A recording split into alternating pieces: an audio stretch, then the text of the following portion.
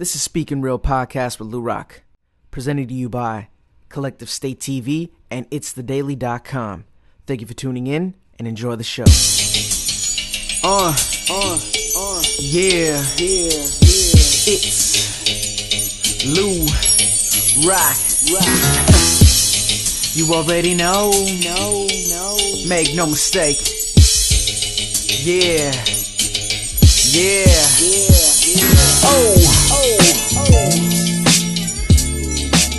Speakin real.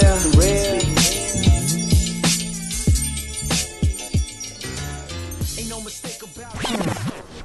Yes, welcome to another episode of Speakin Real Podcast with LuRocK. I'm your host, LuRocK, coming to you live from Long Beach, California. Against all the odds, I have returned.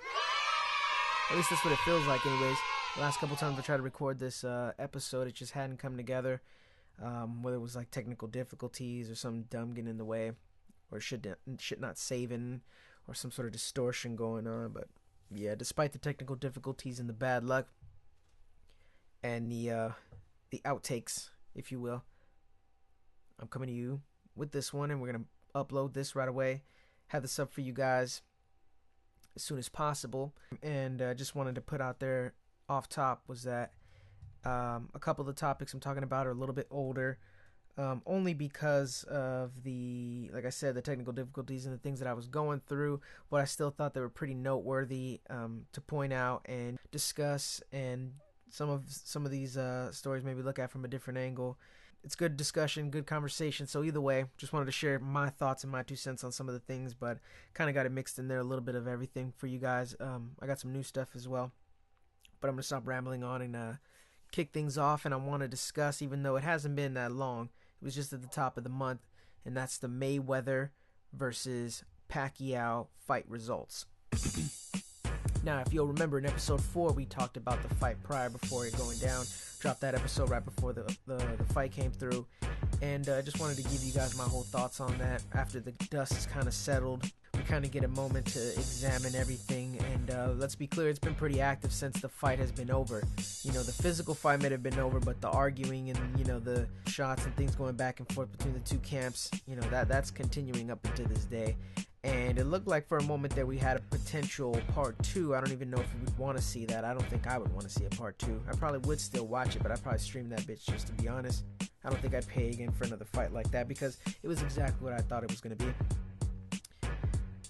Floyd Mayweather basically came. He was very focused. I'm going to be try to be quick and keep this short and just keep things concise, you know.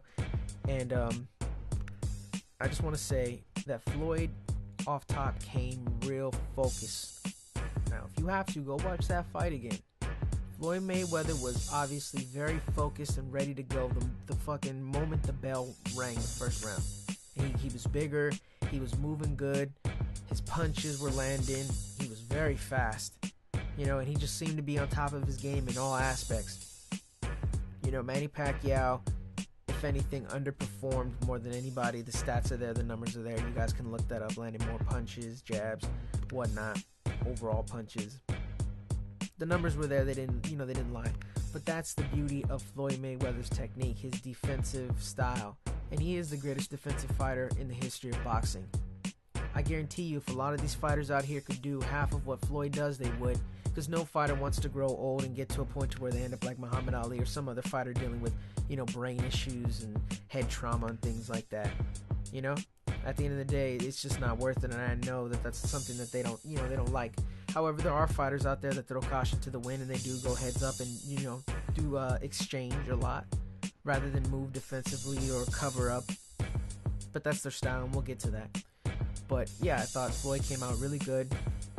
He looked just on point in every way. Pause. And he showed that he was the superior boxer over Manny Pacquiao. Manny Pacquiao, like I said, is a great guy. He looks out for the Philippines. You know, he's involved in the whole political world over there.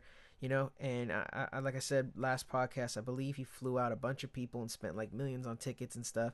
So the guy is definitely, he knows where, what it's like to come from nothing and rise up. And no one's taking that from him, and no one, is saying anything about him as a person, because we all know Manny Pacquiao is a great guy, and he was a great fighter, at least in my opinion. I don't think he's at the level that he was prior. This fight should have happened at least 5 years ago. And if you recall, Manny Pacquiao was the one that slowed things up. Instead of just taking the Olympic style blood test, he wanted to, talk about his beliefs and religion and things like that, and why he felt that it would affect his power and his skill and whatnot. And then from there, along with Bob Arum's relationship with Floyd Mayweather, it just didn't pan out, and things just got, zigged when it should have zagged, and it just fell apart until we saw the fight go down finally. And like I said, it just felt dated. It felt like Pacquiao just wasn't there. He just super underperformed. And, he tried for a couple moments throwing a bunch of flurries and getting Floyd up against the ropes and in the corner, but it just didn't work out for him. To be honest, Floyd would wrap him up real quick and just reset and move, And a lot of people say, oh yeah, he was hugging and this and that. But I mean, what do you want him to do? You want him to stand there and not do anything? The man's a defensive fighter. He moves around, he counters. And to stop a man from throwing flurries like that and getting all crazy, you gotta wrap him up. Everybody wraps up. Every match, there's fighters that wrap up. Some less than others, but let's not over exaggerate and say Floyd was hugging the whole damn fight or anything like that, because Floyd was engaging him pretty good, more so than I thought he was. I thought he was going to move around a lot more, but he engaged Manny Pacquiao pretty good. And if you need to, go watch that fight again. He engaged him, and he was coming towards Pacquiao a couple times. And I just thought the fight looked good, and you could tell after like the first round or so, second round, Floyd Mayweather never looked like he was scared or worried about Manny Pacquiao out the gate. He didn't look like he was concerned. I know the fourth round was pretty big for Manny Pacquiao, and he was letting off, and it looks good to the fans there because that's what they want to see. They want to see a bunch of punches and people getting hit. They want to see knockouts, and I get it, but this is boxing. People need to remember that this is a sport, and if people could move the other boxers like Mayweather, they would definitely do so, because that's a skill. I mean, I get it why people want to see knockouts, and it's entertaining, but I mean, to be honest with you, that shit's got to go to World Star Hip Hop, Media Takeout, Where else can I send these people? Shit, you want to see knockouts? Search up bum fights or something, I don't know. Take it back to bum fights, felon fights. Go watch the UFC, there's plenty of knockouts and crazy shit going on over there. I mean, you got to give it to Floyd. Floyd is a great fighter. He moves great. He's just defensively overall superior. And he's so good that he makes fighters like Manny Pacquiao fall apart and lose their game. And that's just what it is. That's just what it is.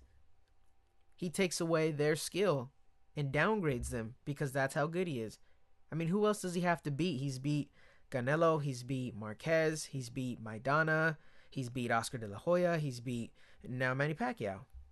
Don't underestimate them as well either, because they're at a certain point in their career or anything like that. I hear a lot of people dismiss Floyd Mayweather fights like they don't mean anything. And he's fought some pretty legit people. The first 48 on him, though. But like I said, I like Manny Pacquiao. Manny Pacquiao's cool. He's got skill, and I've definitely enjoyed a lot of his fights previously in his history with the sport, and he'll be remembered as well for someone that was, quick and was reckless with his hands and threw a lot and exchanged and knocked people the fuck out. He was a politician, humanitarian. So you gotta give it to him as well too. Two different people from two different worlds. And this was supposed to be the fight of the century, and it was exactly at least what I thought it was. And I'm pretty sure I laid that out in the last podcast before the fight even happened. I don't understand why people would expect anything different from a Floyd Mayweather fight. This was textbook Floyd Mayweather. This is what he does to everybody. Why would he change up his formula and his system on fight number 48 when everything that he's done has got him to this point? It just doesn't make any sense. It's just a lot of hate. As soon as the fight was over, the internet fucking broke. Everybody was talking shit about the fight and saying this and that. And I think the problem with it, looking back, is that there's just too many casual fans and people that don't follow the sport enough to know what the fuck is really going on. And like I said earlier, they just want to see some fucking street fight. They want to see Floyd Mayweather go to the middle of the ring with Manny Pacquiao, throw punches, nobody blocks, and let's just see who gets fucked up and knocked out first. And I get it. That's fun and everybody's hooting and hollering, but it takes more skill to whip the shit out of your opponent and at the same time barely get hit.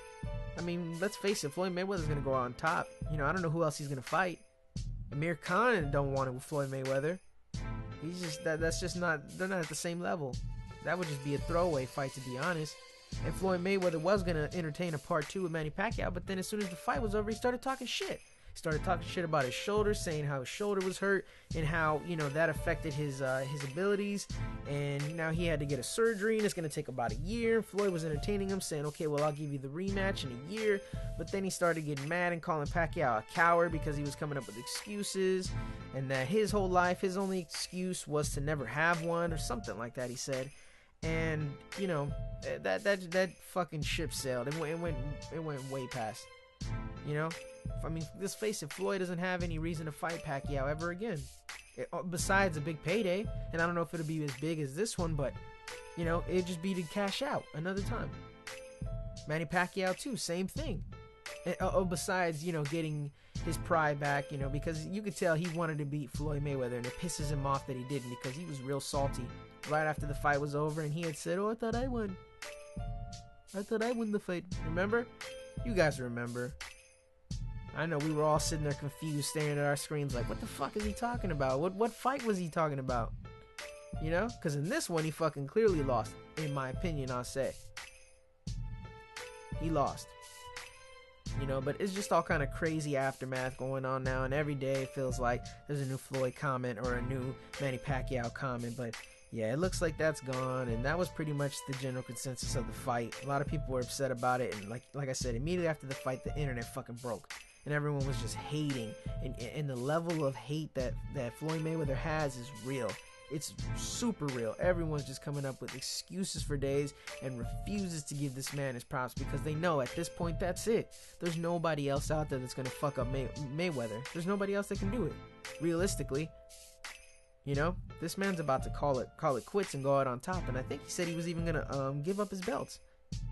So that way it gives other fighters, you know, the opportunity to try and get those and obtain those, because they probably never would if he stuck around. Well, eventually, until he got old enough, you know. Or someone did fucking end up knocking him out. But, you know, and if you remember and you watched the fight too, his dad was calling him out a couple times and telling him, you know, why are you fighting so hesitant and not fighting up to the capability that I guess he knows how. So I think he was impressive fighting, you know, the way he was. He was playing it safe. You could tell he was just, you know, he was on his Floyd Mayweather game. He was moving. He was, you know, exchanging. Everything was on point. But if his dad is saying that he's capable of more, just imagine what he would unleash on Manny Pacquiao in part 2. Because at that point, he knows that he can beat him. He knows that he's the winner. All he has to do is just kind of fucking, you know, put that last nail in the coffin on his ass. Pause, just in case. And, yeah, I mean, I wouldn't watch it. I wouldn't pay for it again, though. But even then, a lot of people were talking shit on that, on the consumer. Oh, yeah, I feel sorry for the people that paid $100 for this. Why? There's a lot of people out there that actually are boxing fans and don't mind. You know, they don't mind paying for that. And some of the undercards, we watch those too. We don't just watch the one fucking fight. We watch the whole show. At least I do. I watch that shit from when it first fucking starts at like 5 or 6, whenever that shit comes on. And, yeah, man. I like it. So I don't know. I mean, I don't mind paying for it. And, you know, I split it with my brothers, so it's no big deal. It ain't shit. You know, and I want to see it in HD. I don't want to have any problems, you know, going through a stream for something like that. With a fight like this, man, you throw up a link, that shit'll fuck up in a couple minutes when they cut that shit out. And now you're sitting there scrambling, trying to get link 3 and 4 and 5 and 2, whatever to work. And you want to, you know, you're missing rounds and you're missing the commentary in the corners. And I ain't playing all that for the fucking fight, quote unquote, of the century. And it wasn't. You know, it was far from that. Matter of fact, that's a perfect transition. A better fight that I saw was the Canelo and James Kirkland fight. Now, better in the sense of being entertained with flurries and punches and things like that, you know? But again, I want to say that's the style of Canelo and that's the style of James Kirkland. That's how they roll. They throw punches, they're reckless. You know, that's just how they fight. You know, Pacquiao has his style, Floyd has his style. There's no right or wrong. Everyone just does what they want, you know, what they do, how they were trained, how they came up. And that's how Floyd was trained. That's how Canelo was trained. That's how Kirkland was trained, you know? And some boxers, they just don't care about getting hit and they throw caution to the wind, but that shit's gonna catch up to them. People like Cotto, Margarito, you know, those people might have some issues later on in life. You never know. But, you know, like I said, if they could move like Floyd, they would. But transitioning over, I just want to point out that fight. That was the most recent fight that I saw, was Canelo Alvarez versus James Kirkland, and it was very much the opposite of Floyd Mayweather and Manny Pacquiao's fight. This one was entertaining for the punches and the exchanges, but it only lasted 3 fucking rounds. But everybody was on their seat the whole damn time. And you could tell James Kirkland came out a little too quick. He was too aggressive on Canelo, and, you know, he was throwing and landing, but he just didn't seem like he was hurting Canelo at all. He didn't seem like he was overpowering him or, you know, affecting him in any type of negative way, because Canelo was moving good and he was being aggressive and he was landing those body punches, man. If you caught that shit, he was going to work, man, especially with that left. Oof. He was going to work, and, you know, he was just holding it down. And I think it's everybody was wanting to see this style of fight, especially after the Floyd Mayweather fight. And I say that because following the fight, he was asked what his thoughts were on Floyd and Pacquiao's fight, and, you know, he was good, he was ready. He said something about how he doesn't keep up with other people's fights, and that he fights the way he fights because he knows it's what the people like, and he's here to cater to the people. And, you know, he's basically the future of Mexican boxing, and a lot of Mexican boxers fight this type of style. And, you know, that's just what it is. And he plays to the crowd right now. He's, like I said, the future, the new, you know, young smiling face. So he's ready to go, and he's playing the game. You got to give it to him. You know, that was pretty smart. That was a nice little PR move right there. You know, they had him ready. I got to give the boys props. And, yeah, James Kirkland just wasn't ready for a fighter like Canelo Alvarez. You know, he put him on his ass a couple times, and just, you know, he hurt him. You could tell he was hurt. James Kirkland has a lot of heart. You know, he didn't want to go down, and he didn't want to lose this one, but he just got knocked out. He couldn't hang. You know, at one point, right before he got finally knocked out, he looked out of it, like his head, like his body was there, but his mind was gone. You know, he had himself standing up, but, you know, as soon as Canelo came for him, he tried to fight, and he was just throwing wild, looking a mess, and then he just caught him and knocked his ass out. I gotta point that out. If you haven't seen that, take a look at the Canelo Alvarez versus James Kirkland fight. You know, very different in comparison to, give me 1 second, I'm just looking up, there's another fight tonight in LA, and I wanted to give you guys the heads up on that. You know, maybe we can discuss that. Let's see. Maybe we can discuss that next episode. But yeah, let me finish what the fuck I was talking about before I transition into that. But yeah, check that out. Good fights. If you want to see a good technical style type of fighting, you know, real skill, you know, then you got to check out the Mayweather fight with Manny Pacquiao. Even Manny Pacquiao, man, what was the last thing he said something about? Most recently, I had read this guy was talking about how he rewatched the fight and he was studying it, and he says he won by 2 points. Like, man, he just won't shut the fuck up at this point, and he's just making himself look worse. Oh, because that's what I wanted to discuss. Yes, with the whole shoulder thing, just quickly before we kind of transition out of the little sports corner we're in, his shoulder, he basically didn't report that. And by not reporting that, what I wanted to share with you all is, what do you think? What are your thoughts on that? Because to me, when I think about him not reporting his shoulder issue and letting it be known that he has a problem, I think that's basically fraud.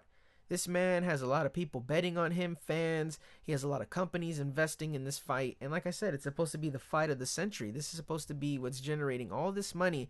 And here you have a fighter who's not even up to par, and then wants to lean on that as a crutch after he loses. But, you know, I think he fucked up and did that for his ego, because I don't think he was thinking about the bigger picture. Now he has, you know, class action lawsuits popping up, and people are pissed off, you know, people for ordering it because they feel like they were, you know, lied to. And does this put an asterisk over Manny Pacquiao's career? You know, when you hear this, you think sometimes that this should probably be, you know, on the controversial side, more on Floyd's end than Pacquiao. But here we have supposedly squeaky clean Manny Pacquiao, and he's over here lying and being deceitful. So does that make you rethink about his past when it was brought up that he was on juice, you know, and he was taking steroids or doing whatever he was doing illegally? You know, he denied that, and a lot of people said that's why he didn't want to take the test that Floyd was offering, because Floyd already knew what he was doing and he was on that shit. and he didn't want to get caught, so he didn't want to do the Olympic style testing, so he just opted out not to fight. What are your thoughts on that? Does that make you think of that? Do you think it's not a big deal? I mean, like I said, my thoughts are it kind of puts an asterisk over his, his history. I mean, not as a boxer or skill, but just like as a person, the same way there's an asterisk over Margarito's career because of the shit that he was packing his gloves with, which almost fucking probably could have killed Cotto. So, I mean, let me know what your thoughts are on that. And then lastly, we have the fight that we were talking about, which was I went blank. Canelo Alvarez and James Kirkland. Yeah, if you want to see that one's the real aggressive type of style of fighting, and gave the fans what they wanted. Only lasted 3 rounds, but entertaining nonetheless. So check that out. That was pretty good, and you don't have to waste a lot of time watching it. But I was trying to look up for you guys the info. Let's see, for the fight tonight. I can't remember who it is, but bottom line, it's Triple G. Triple G is going to be at the Forum, I think.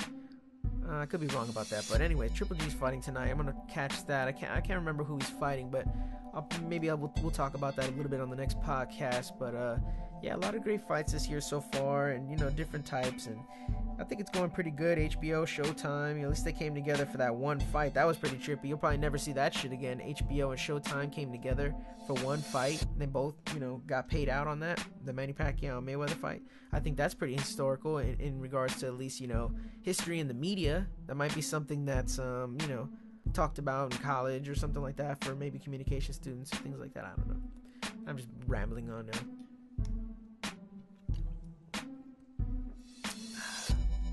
Need a sip of Grandpa's old cough medicine. Alright. So yeah, that's kind of a little sports corner talk right there. Let me know what you think. What are your thoughts on this whole situation in boxing? What do you think of boxing so far for this year? I like it. I think a lot of you casual fans and people that think boxing, I think you need to go back to the drawing board and watch more fights rather than just the big ones. There's a lot of good fighters, a lot of good up-and-coming talent. Learn the sport before you start talking and trying to compare boxing to a fucking street fight, because it's not, Give Floyd Mayweather his props. There's just too much fucking hate out here. But moving along, I wanted to touch on something a little different. This one is a new show that I've been watching, and I just finished it recently, and I'll just kind of not sit on it too long. I just wanted to get into this a little bit with you guys. The new Daredevil show on Netflix. I thought it was pretty good, filmed really nice. The production value's there. A lot of you Marvel fans will enjoy this. I've never been too big on Daredevil or even followed him, to be honest with you. I'm pretty sure there's a comic book. I never read the comic book. I don't know the story. So for me, I was just starting off blank with this whole, Daredevil story and the show. And I gotta admit, I liked it. I thought it was pretty tight. I thought I wasn't gonna like it because he was blind, and I don't know why, it just kind of frustrates me. But then when I found out he can see, everything's just like on fire. I don't know, I guess I was entertained a little bit more. I don't know. It's a weird thought, but just wanted to put that out there. And yeah, I thought it was pretty dope. The acting was good. Like I said, the production value's there. The storyline was pretty good. I don't know if this follows the comic book or not, but either way, I was fully entertained for the 13 episodes that they got showcased right now on Netflix. So I would definitely suggest you check that out and take a look, especially if you're into superheroes. There's plenty of superhero action going on in this. And what I liked about it most was that it wasn't too overboard or like kiddie. This was more for a mature audience, adult. And, there's a lot of killing and a little bit of gory parts, but overall, it's an adult type of show. It's not anything soft and pause. And yeah, that's just what it was, man. Check that out. Daredevil, Netflix. Features Wilson Fisk, which is like the bad guy of the city, and Matt Murdock is Daredevil, and he's by daytime an attorney with his homie Foggy, and they hold it down and tackle corruption in the city, and they just try to make Hell's Kitchen, where it's located, a safer place for everybody, and it's somewhere that they've grown up in. I thought it was pretty cool, pretty realistic. It'll make you want to watch it. It basically made me feel like, hey, if there was a motherfucker out here like this that was whooping ass by night, blind or kind of blind, this would probably be how it looks. And I was gonna go into details about how he got blind, but I don't want to ruin the story, not even give a spoiler alert from the beginning of the segment. So that's that. Daredevil, check it out. I don't want to say too much more. On Netflix right now, 13 episodes. Check that motherfucker out. You'll like it if you're into that stuff. And just a quick couple of topics I had written down, but not too much info going on with them, is Dom Kennedy, the West Coast rapper, has announced he has a new album coming out this summer. I believe it's on June 2nd. It's just simply called Dom Kennedy, self-titled. And I'm excited about this because Dom Kennedy's kind of been in the cut for a minute. I figured he's probably been recording and staying busy. I need another Yellow album, to be honest with you. The Yellow album was the shit. I went to the tour to go see a stop on the tour. And, that's still my shit to this day. And I just feel like it has that classic, 90s type of vibe with the new age type of sound. I want to say the new West Coast sound. So I need another one of those. That was a couple years ago. Dom Kennedy, like I said, coming out June 2nd. He released that bit of information on, I believe, Instagram. All the media sites like the blogs and forums and everything like that picked it up. So it's out there. You can check that out. Nice little simple cover. Coming supposedly this June 2nd. And then we got Nas, who a couple weeks ago, I believe, dropped a gem on us and told us that he was coming out with a new album this summer. So it looks like summer's heating up real nicely in the whole hip hop world, and I can't wait. I can't wait to see who else comes out and drops some dope music for us to partake in. And I'm especially excited for that Dom Kennedy. I mean, his last album was cool. It was alright, but it just wasn't, I didn't vibe with it the way I vibe with the Yellow album. And I'm hoping that he kind of captures that sound again and gives us that vibe for the summer, because that would be very much appropriate. Summer's looking good at this point. And let's turn it around a little bit over to, let's see what I got for you guys. Chris Brown. Chris Brown recently had a run-in with a stalker. And I didn't want to talk about the stalker too much, even though I'm going to give details. But when I thought about this, when I saw this story, sorry about that. When I thought about this story, what came to mind more so was the fact, it came to me about the problem that I think that we have with, the way people worship celebrities nowadays. That's kind of what came to my mind more so, not just this particular woman, even though some of the shit that she was doing was straight bananas, straight nuts. I was just thinking, what drives a person, assuming a sane person like this, to do something out of the norm and crazy? Obviously, I'm sure that's how we're all perceiving it. To break into somebody's house, let alone a celebrity, and because it's going to end up on the news, it's going to end up in some sort of media, format or outlet, I should say. It's crazy. I mean, this is supposed to be, let's see, her name is Amira Codicia Ayeb. I'm not sure if I said that right. I probably butchered the shit out of that, but it doesn't matter. She's supposed to be a student at the University of Houston. I mean, 21 years old. What would drive this girl to go all the way to Chris Brown's home, find out where he lives, break in? I'm going to break down some of the things that she was doing, which you're probably all already aware of. But let's just talk about how crazy this shit is. Okay, so off top, found out where he lives, broke in, And Chris Brown found her when he came back from Vegas, because he had a residency over there, and once it was finished, he came back and found this bitch in the bed naked, and he had discovered that she had wrote Mrs. Brown all over his expensive cars. She had cooked herself several meals. Probably the worst thing, she was in the cut in different parts of the house doing fucking voodoo. It's just, the story was bizarre. She threw out articles of clothing from his daughter, or just stuff that his daughter had, stuff that the dog had. She was just all over the place, and it just, I felt bad in regards to thinking about how crazy she got to be. But I thought to myself, well, maybe what if she's not that crazy? What if she's just somebody that's just so obsessed with these celebrities that are constantly put in our face via social media, apps, just the internet in general, TV, magazines. We just see it all the time, in the tabloids and things like that. The paparazzis are running around out here to give us 24/7 coverage, and, TMZ's booming, and, we just have this obsession with these celebrities, and, I think it's gone to a point to where it's making people do this type of dumb shit who get obsessed. I mean, what has to drive a person to realistically think that they would get away with something like this? Or do they even think that they can get away with this? You got to think about the mind state of somebody like this, and I think that shit is just crazy to me. Are they trying to get caught?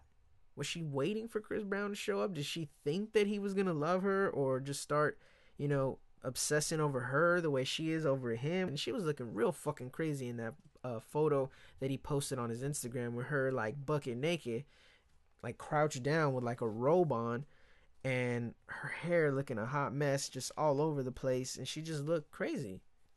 And like I said, when I was thinking about this, I started thinking about, the way that everybody's going nuts over these celebrities. Remember Sandra Bullock was in her house, and that if you heard the 911 call, you could tell Sandra Bullock was shitting bricks. She had a fucking safe room and everything. This bitch got a safe room. Do you have a safe room? I don't got a safe room. That's how bad it got. She had to fucking install a safe room in her house. And it's a good thing she did. She was on top of her game, because so said, so done. Motherfucker came in, broke in. She went to the safe room and she called 911. And then, never know. It could have potentially saved her life. But what drives a person to get to this point, to where they want to fucking stalk somebody and put their livelihood on the line, and go to jail over that shit? What you went for? Oh yeah, I was stalking Sandra Bullock.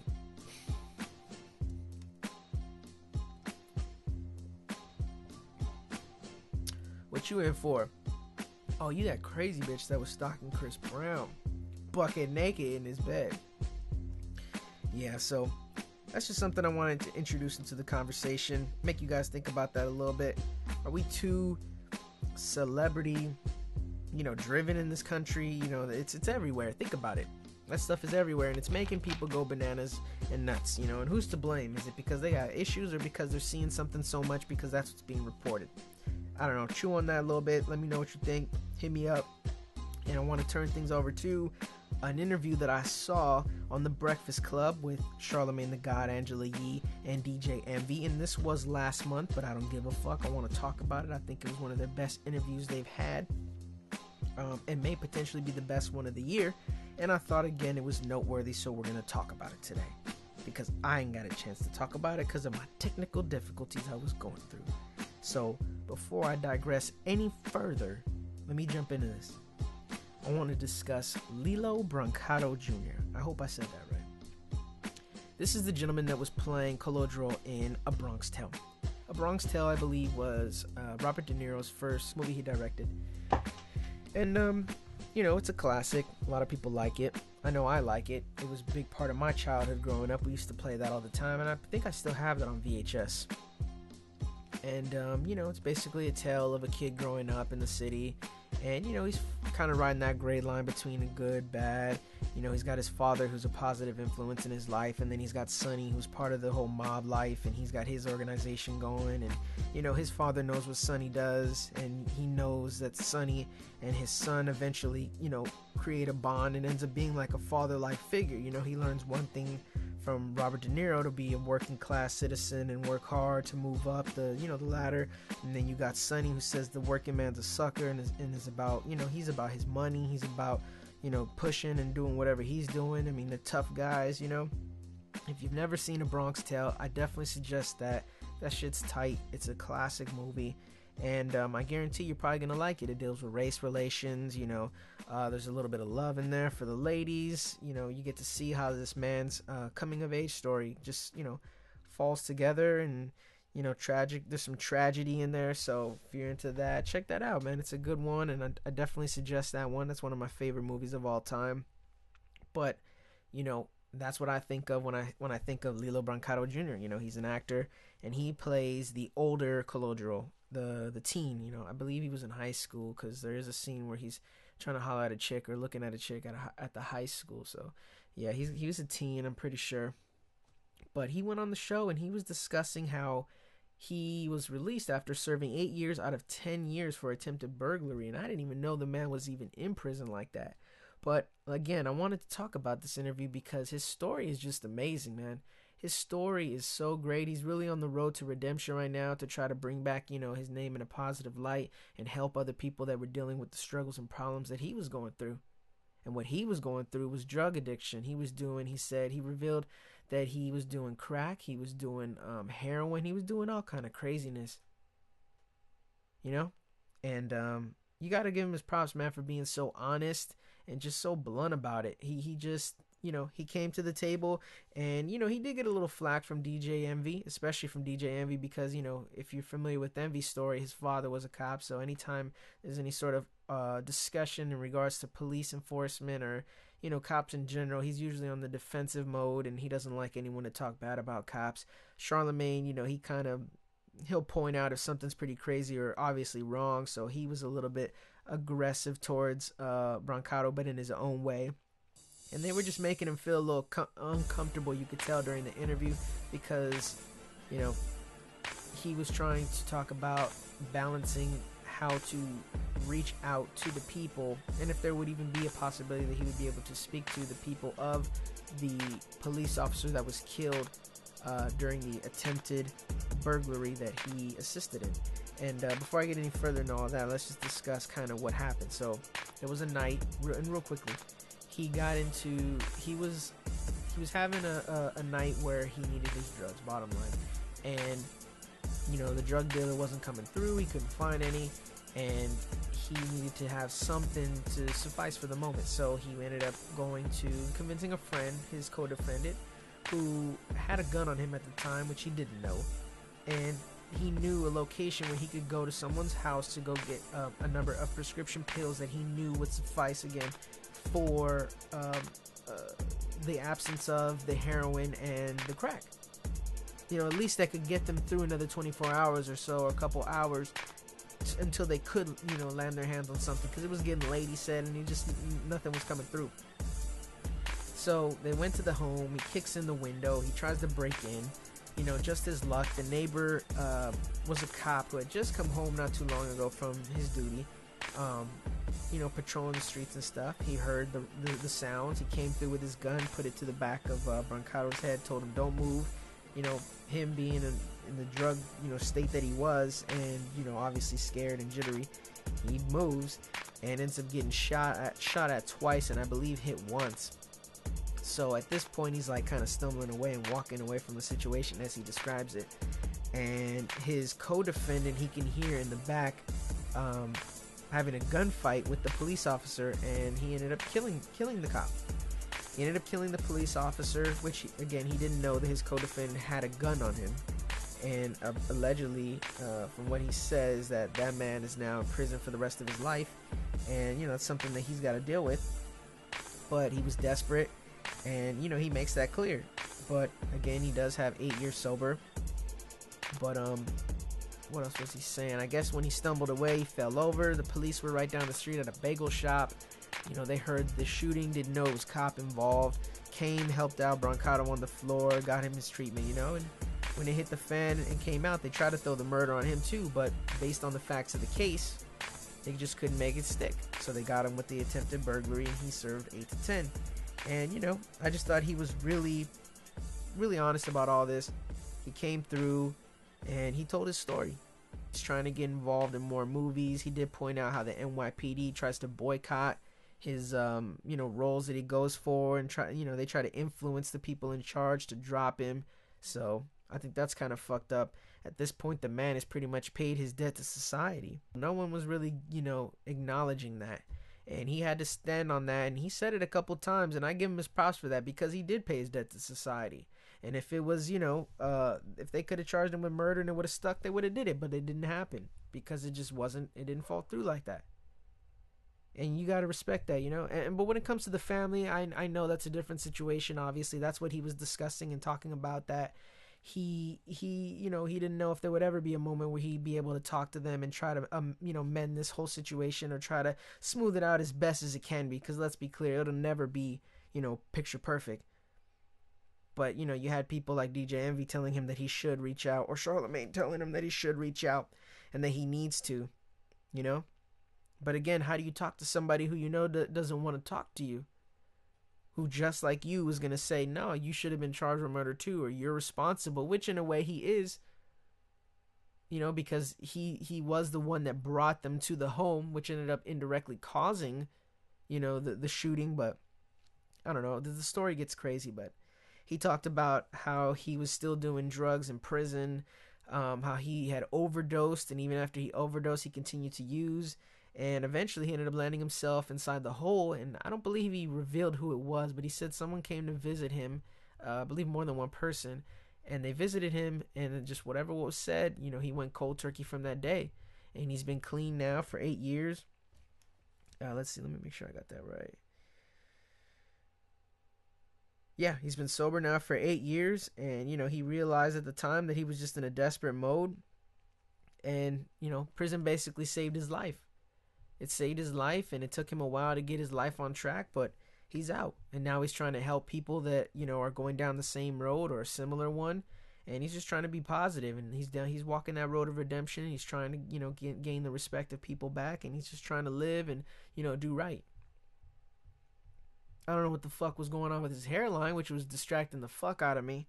If you watch that interview, that shit is way behind the line of scrimmage. Oh boy. But anyways, Brancato Jr. Yeah, check out his story, man. A Bronx tale. Colodro. You remember the guy. Let's see what else I got for you guys. The Newburgh Sting. HBO has a documentary called The Newburgh Sting I recently watched. That was back a couple weeks back in April as well. And yeah, I thought this was pretty noteworthy as well to point out to you guys. It talks about the FBI's manufactured homegrown terrorism plot that they concocted with the help of a confidential informant. I thought this brought up the good, topic of just, the lengths that our government, these agencies will go through in order to, set people up or to create these plots or, situations in general.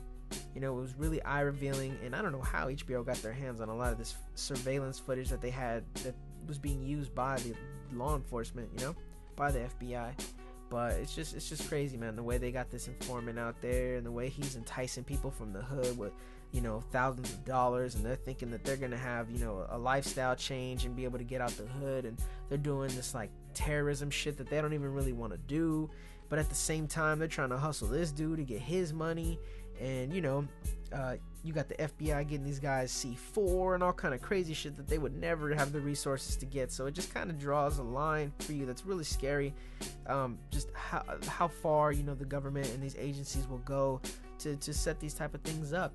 Kind of creating a situation to say to people, I told you so, I told you so. This is why we have these laws in place. This is why things are the way they are. You see, I told you so.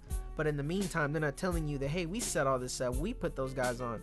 We gave them what they needed to create this, because otherwise, the fact of the matter is these dudes were straight from the hood. They didn't even have the resources to be able to get things like C4 and these different types of explosive accessories and things that they had. Shit is crazy. Check that out. That's called The Newburgh Sting. I don't want to give too much information about that. Just kind of give you a quick synopsis in regards to some of the, facts or details, that'll help with making it interesting for you to understand why you should watch this. And lastly, I was going to talk about this whole Young Thug and Lil Wayne situation, but it's gotten pretty fucking corny, so I don't even really want to address it. I will talk about, though, really quickly, was the most recent situation where he had Lil Wayne had Game come to his defense and try to basically talk shit towards Young Thug and let him know that nobody was going to be doing anything to Lil Tunechi, and that, kind of one of those, you got to go through me to get to him sort of shit. Surprise, motherfucker! And these guys went back and forth on Instagram real corny.